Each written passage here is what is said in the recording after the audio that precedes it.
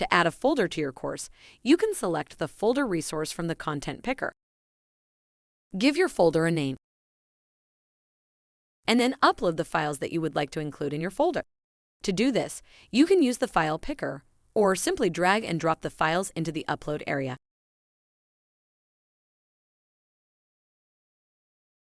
You can then also add restrictions to control the conditions under which learners will be able to access this folder.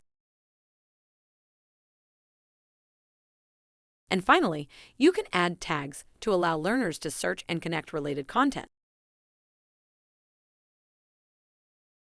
When you then click on Save and Display, your folder will be available in your course.